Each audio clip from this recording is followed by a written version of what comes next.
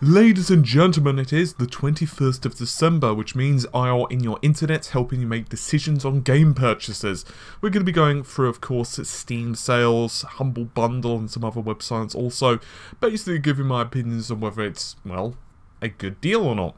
We're going to be starting things out rather swiftly with Skyrim, which is available for $2.49 in pounds or $5 if you're paying, well, in US dollars.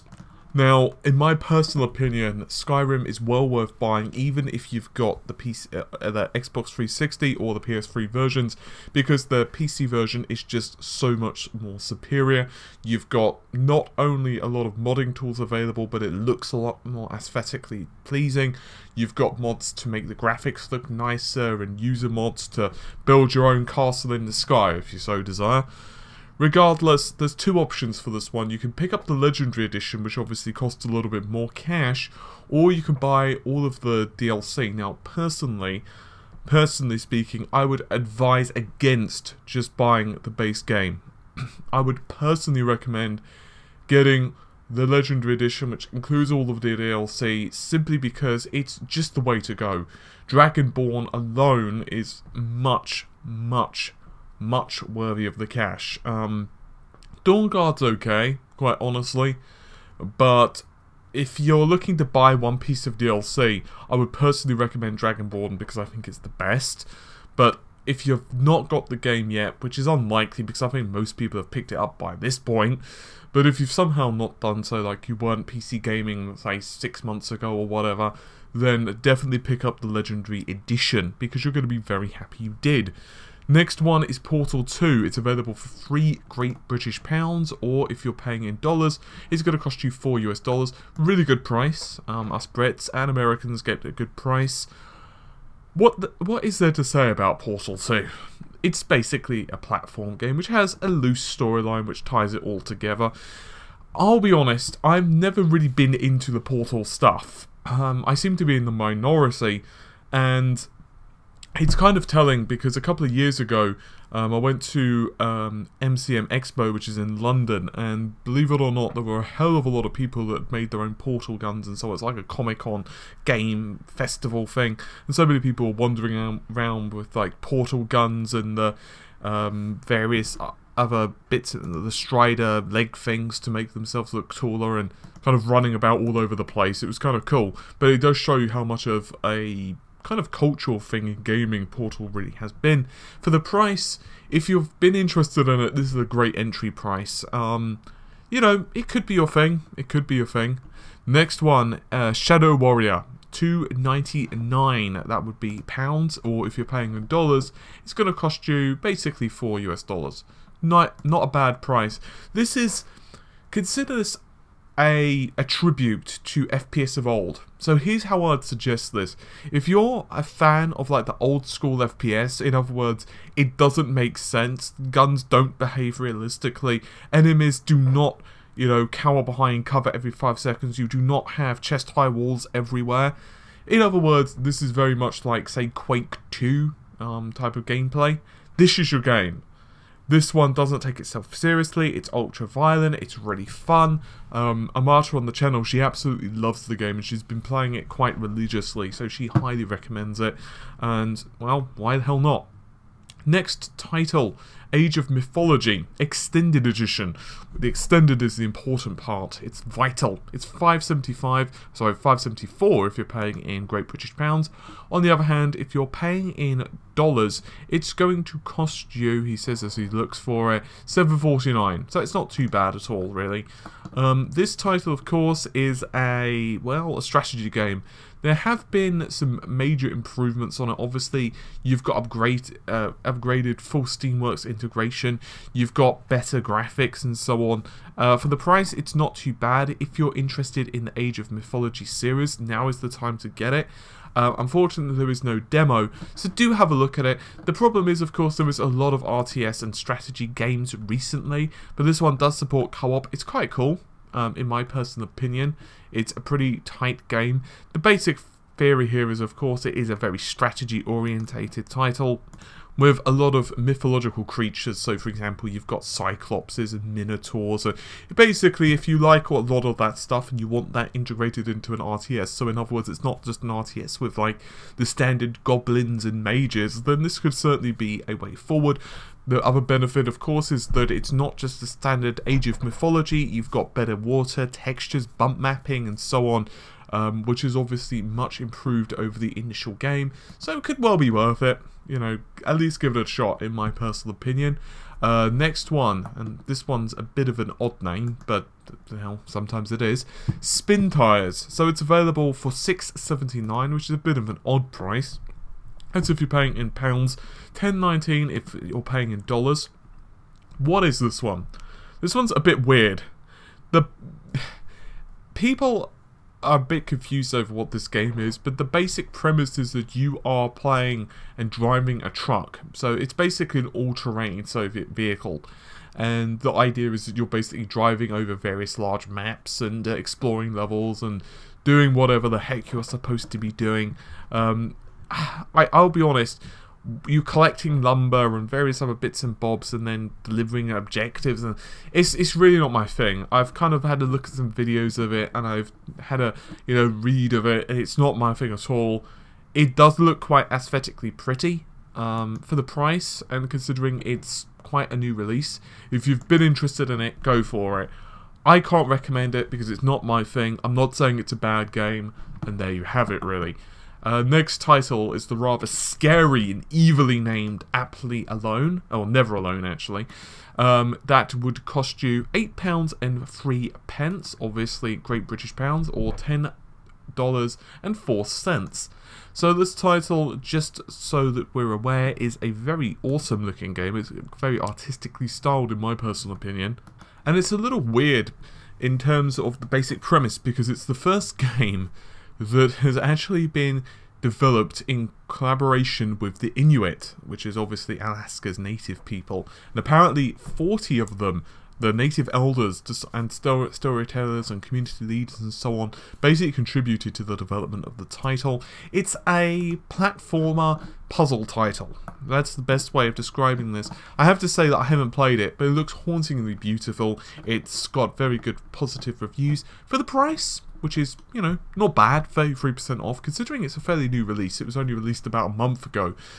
It's not too bad, really. I mean, go for it. If you're interested in puzzle platformers, this one scores very well from all of the normal websites. Most people seem to love it. User reviews are very positive, so why not, really? It's not a bad price. Next one. And I can honestly say that I'm not too familiar with this one, is the Night at Freddy's 2.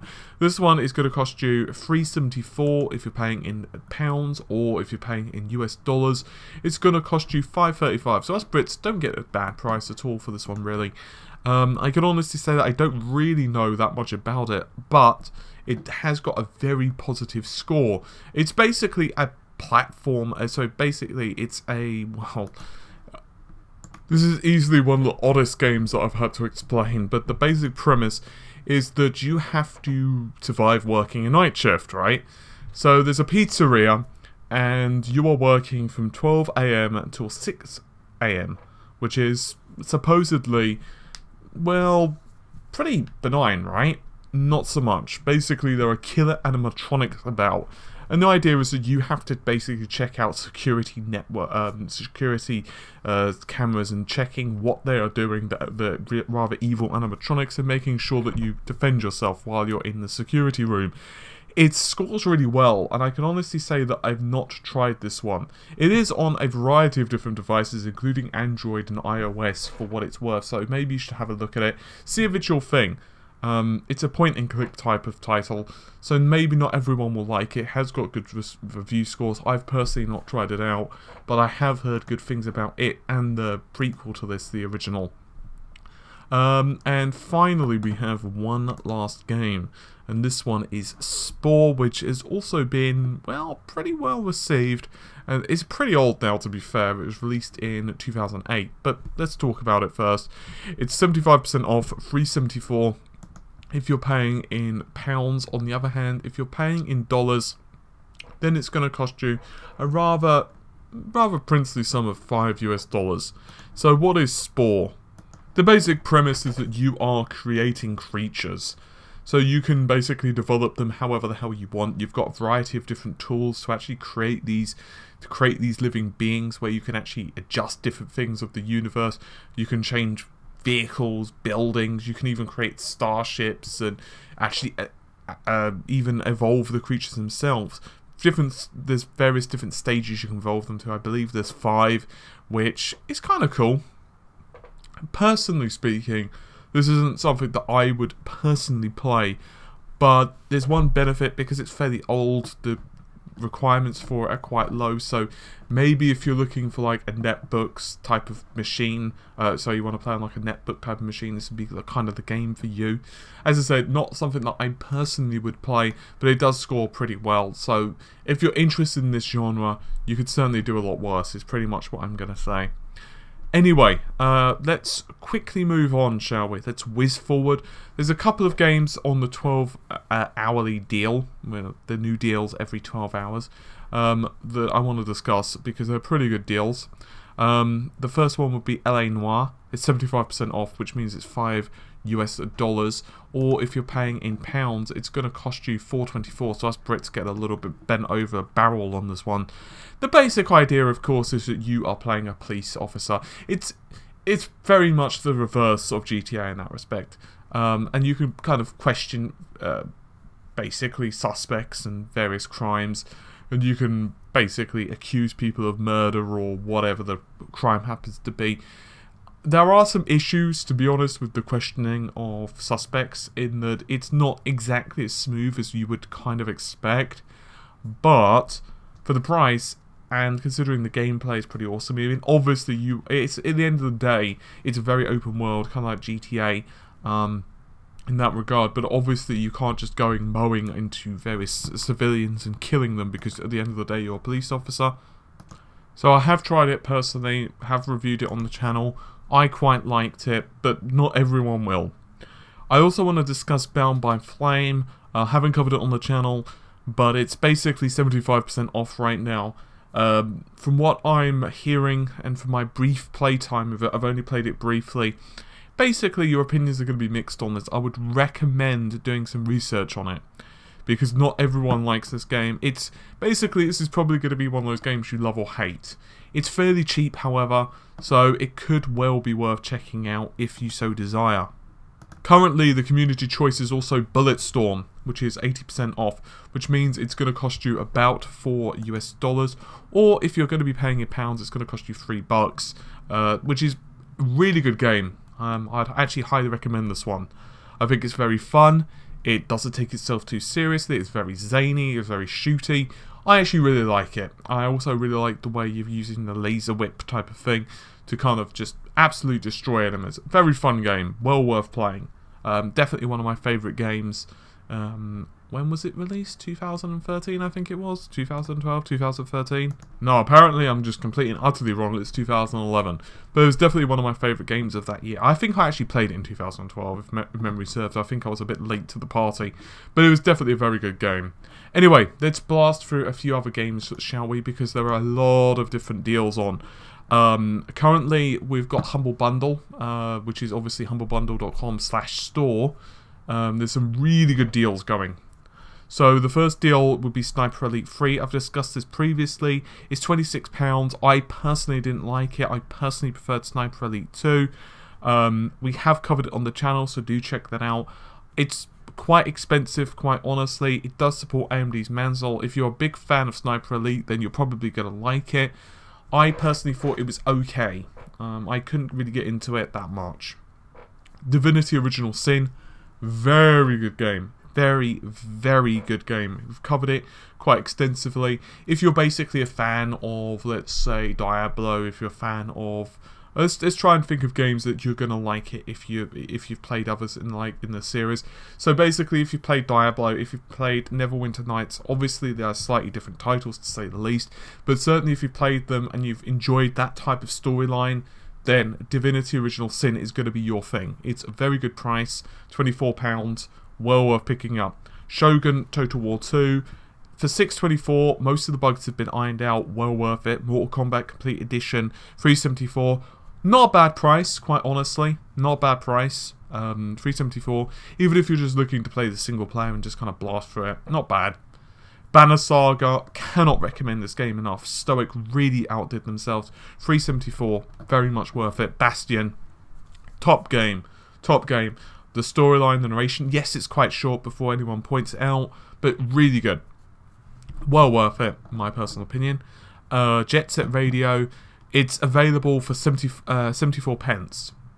I'll be honest, I hated the game. I played it briefly around a friend's house and it basically made me very sad inside. This is back when it was released on the Dreamcast. I haven't played the PC version, but one of my friends who basically bought it, he absolutely loved it. It was released on the Xbox as well, I think. So you might like it. It's cheap anyway, so if it's your type of thing, give it a shot. Nights into Dreams, actually not a bad port. Not a bad port of the Saturn game. Really good game on the Saturn, by the way, and translates quite well to the PC. There are a couple of small technical issues with it, but if you're just looking for the storyline, not bad. $1.49, not bad at all. Space Hulk, not bad game, not bad. For £2, could be worth checking out. Van Helsing I haven't really tried, but I've heard reasonable things about it, kind of mixed, for £4 Great British pounds. I do want to give a rather large shout out to both Trine and Trine 2. Here's what I'd suggest, for basically £1 for the original Trine and for $1.40 for the complete story of Trine 2. Just buy it, right? If you're someone who's got someone else to play this with, either locally or kind of online, you're basically gonna have so much fun. We've done a Trine 2 co-op series on RGT. Check out a couple of videos of it just to see what we mean. Just to see what I mean. If you need kind of an explanation, but this is an awesome game. It looks beautiful as well. Honestly, every time I see this game, I'm just astounded by how pretty it looks. Really good. Cannot recommend it enough. Let's see. That's about it from Humble Bundle. I do, however, want to give a shout out as well to Green Man Gaming. Because they've got some good deals. I wouldn't say that they're all amazing, but I do want to discuss them because some of them are pretty decent. I wouldn't say they're astounding, but they're pretty decent. You've got Dishonored, which is available for $2.49. Once again, I can only give Great British pound prices, but basically Dishonored is 75% off, £2.49 for the base game, or you can get the Game of the Year edition, which basically comes with the Knife of Dunwall and stuff like that. Yeah, definitely worth picking up. Basically, you've also got Left 4 Dead bundle, which is $5.74. Not that great of a price, to be totally honest. I do want to mention Thief, which is £5. I have played that. Very much worth $5. It wasn't maybe as well received as what some people had hoped, but for the price, well worth checking out. On the 48-hour deals, you do have the Sniper Elite stuff, V2, which in my opinion is pretty cool. It's a bit expensive considering how old the game is, but they do have Nazi zombies, and that's $2.49 as it turns out. So I would actually kind of recommend that. I think it's completely and utterly preposterous, but that's not the point, really, is it? It's just fun. They've got the original Alien vs Predator for like £2, which is it's aged quite a bit in terms of graphics, as you can imagine, but it's quite fun. The Dreamcast collection is $7.49, which isn't bad. And let's see, I'm just kind of going through all of the deals just to let you know anything really shiny. Buried Booty, they've got Wolfenstein The New Order for $17.50 and Evil Within for $17.50. Don't get them, they're going to be cheaper on Steam. I've actually seen the Evil Within for like £12 on Steam, so yeah, might want to not get that, especially because it's not been available yet. Sleeping Dogs Definitive Edition for £10, not too bad at all. Metal Gear Solid Rising, it was actually cheaper the other day, so I'd personally recommend waiting on that one.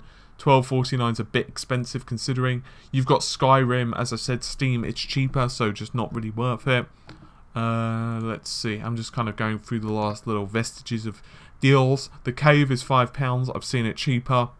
Hell Yeah is available for $6.49, I've seen it cheaper.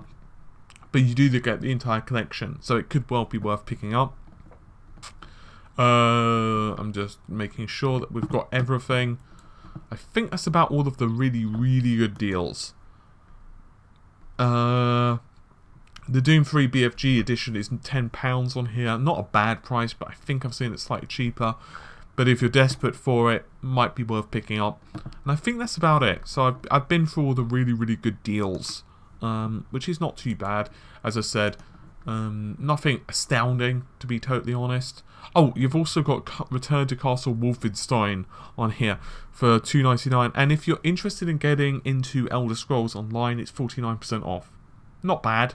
Not bad at all, really. Anyway, I think that's it. I think I've gone through everything. So, Green Man's got some reasonable deals. They're not, like, the best. Humble Bundle's got some really good deals as well. Origin, at the moment, their sales finished. They have got some deals going on Uplay, but honestly speaking, they're really expensive at the moment, even with their deals, and there's nothing that amazing. So, hopefully, that's given you some ideas of what to spend your Christmas pennies on. Anyway, I'll see you soon. Take care. Bye for now.